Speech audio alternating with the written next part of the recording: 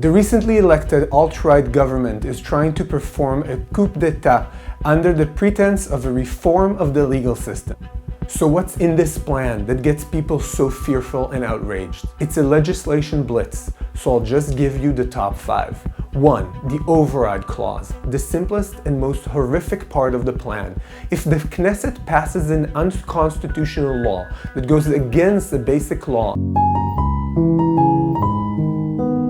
and the Supreme Court cancels it, the Knesset can simply repass it. The Supreme Court will be able to completely cancel a law only if all 15 judges unanimously vote against it, or in other words, never. The implications are unthinkable. If the majority of the Knesset decides that all women should wear a sack and sleep in a barn, there's absolutely nothing anyone can do about it. Does that sound like a democracy to you? The abolition of judicial reviews of basic laws by the Supreme Court. Basic laws are regarded as having a higher normative status than other laws, since other laws should be interpreted in their light. They may also become the Constitution one day. This means that creating these laws requires a thorough understanding of law and government and should be dealt with carefully. They should never be formed in light of narrow political interests. Canceling the judicial review of them means that the government can create a basic law tomorrow morning stating that redheads are superior to anyone else and should be given priority in land allocation, education, and they should also never stand in line. From that point on, all laws in Israel have to be interpreted in light of this. Does that sound like democracy to you? Abolishing the ground of reasonableness. Simply put, the Supreme Court can reverse a decision made by an authority if it's extremely unreasonable. If this is abolished, any government official can decide they only are going to contract people whose name begins with an A and nobody else, or that there should not be any roads paved in Bedouin villages. I remind you, Delhi, the criminal that's going to be minister. Does that sound like democracy to you?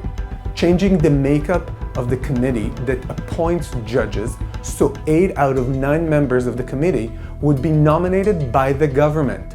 This means complete politicization of the judicial system, making it an extension of the government rather than a separate, neutral, and diverse power that can limit the government's authority. Checks and balances, remember? In other words, if a minister or their cousin or anyone related to their party comes in front of your court, you'd better do the right thing, or else. Does that sound like democracy to you? Personally appointing advisors in government ministries. The legal advisors in government offices have to make sure that the government abides by the law. Many people think that the advisors have become, in some cases, a hindrance to the ongoing work of the government offices, and then they excessively use their power since their opinion is binding. Many say that a reform is needed in specifying how they should work better with the government offices. However, nobody in their right mind thinks that the government should not play by the rules. Up until today, the advisors have been professional nominations appointed by their merit. This government wants to make them political nominations, personally appointed by the ministers. Do you think that when an advisor consults the minister who signs their paycheck, they're going to oppose him and make sure he sticks to the rules, or they're going to do whatever he says? Does that sound like democracy to you?